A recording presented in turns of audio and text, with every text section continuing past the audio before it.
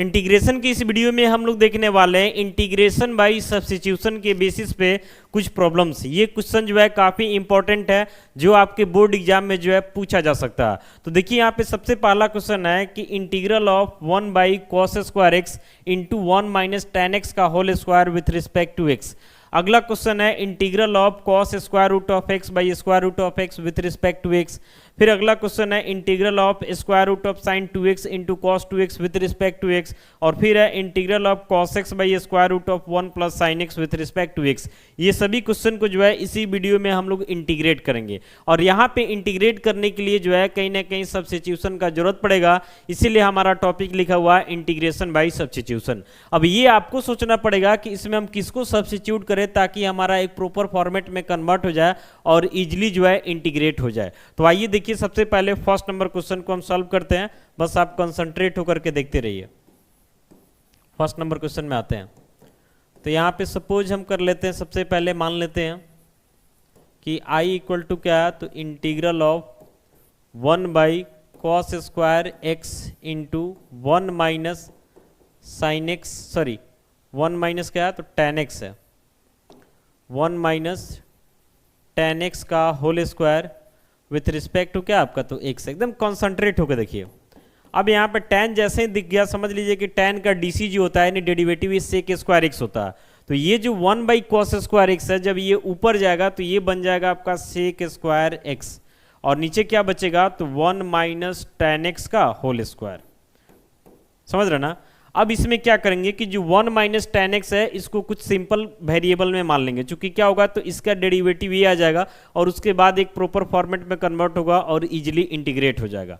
तो यहाँ 1 minus ten x को कुछ मान लेते हैं, लिखते हैं we put 1 minus ten x, इसको हम t मान लेते हैं।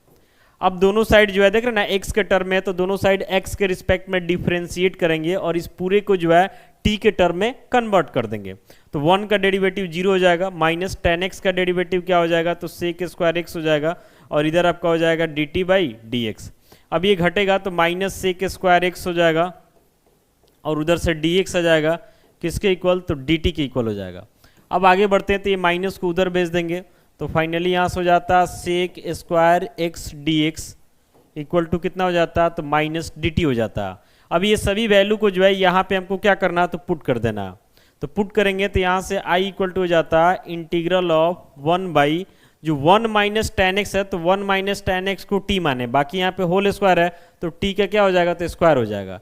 फिर बच रहा सेक स्क्वायर एक्स और dx, सेक स्क्वायर एक्स और dx, तो इस जगह पे क्या आ जाएगा, तो माइनस dt आ जाएगा, कोई दिक्कत नहीं है।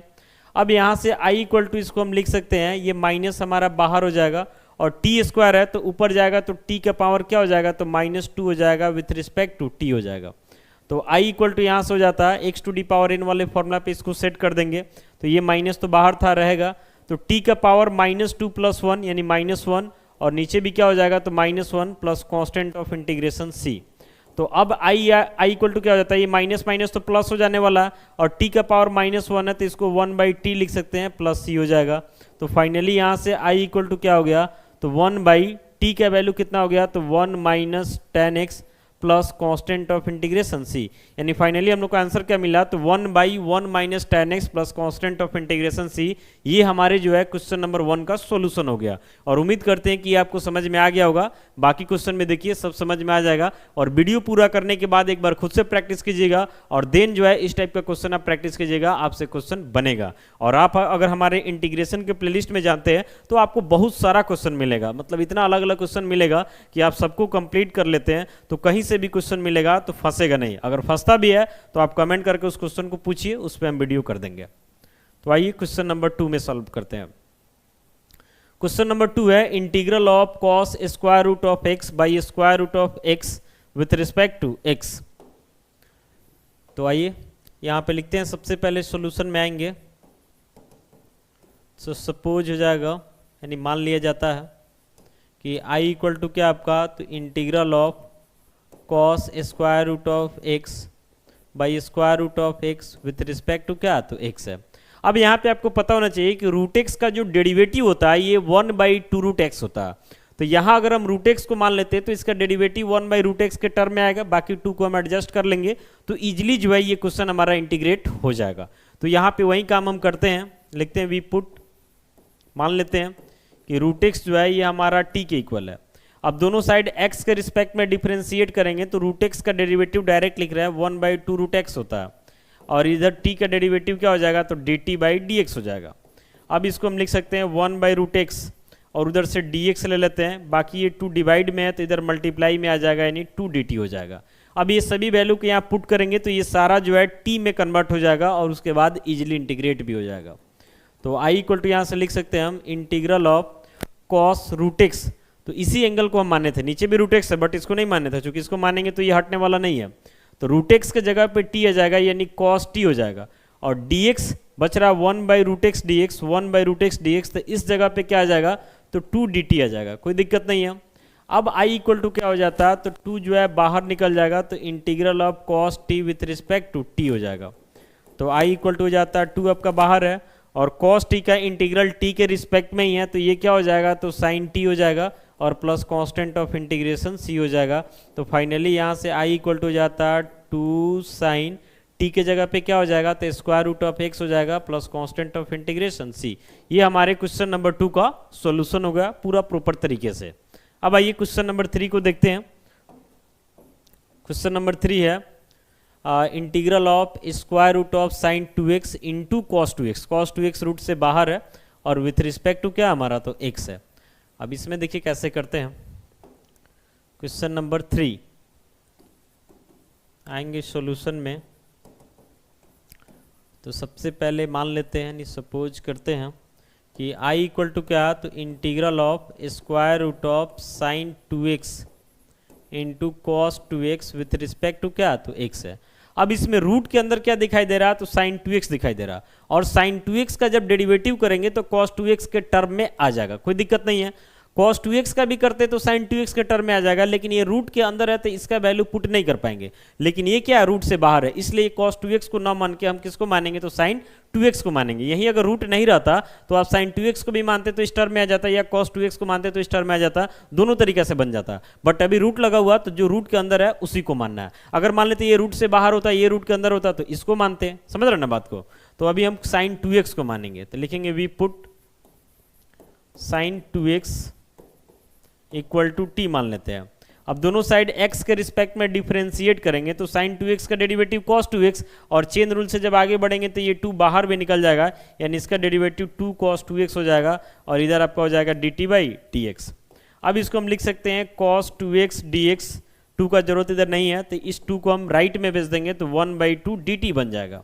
अब देयरफॉर करके लिखेंगे यहाँ से कि i इक्वल टू क्या हो जाएगा तो integral of square root of sine 2x के जगह पे क्या हो जाएगा तो t हो जाएगा, और cos 2x dx जो दिखाई दे रहा है इस जगह पे क्या हो जाएगा तो 1/2 dt हो जाएगा, कोई दिक्कत नहीं है।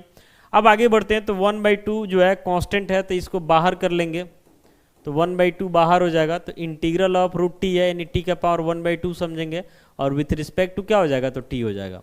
तो i इक्वल टू हो जाता है 1/2, इसको इंटीग्रेट कीजिएगा तो t का पावर 3/2, और नीचे भी 3/2 plus constant of integration c डाल देंगे, तो i इक्वल टू हो जाता है 1/2, ये 3/2 उलट के क्या हो जाएगा तो 2/3 हो जाएगा, और इंटू टी का power 3/2 plus constant of integration c आ जाएगा।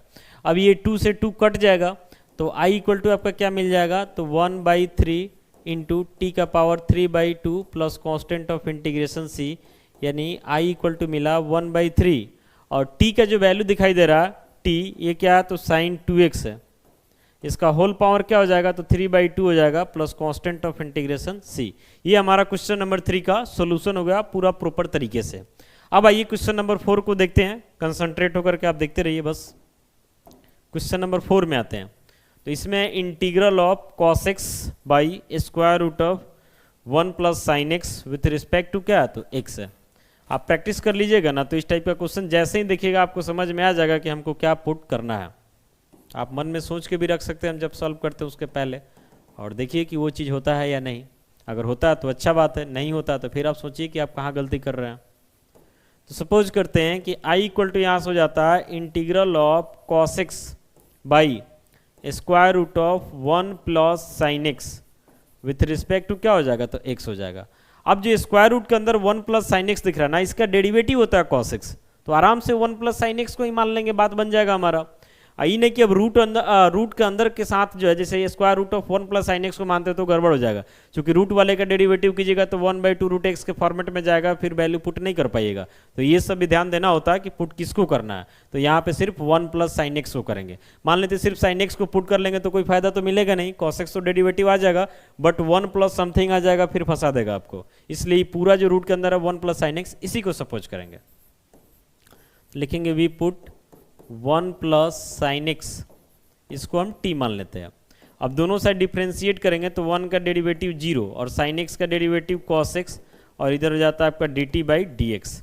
तो इधर से बच रहा है cos x, उधर से dx को खींच लेते हैं, किसके इक्वल, तो dt के इक्वल।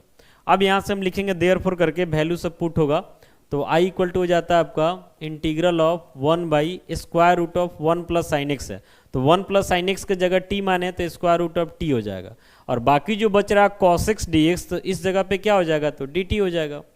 अब यहाँ से i इक्वल टू हो जाता है, ये समझना है t का पावर 1/2, तो जब ऊपर चला जाएगा तो ये हो जाएगा t का power -1/2 with respect to t।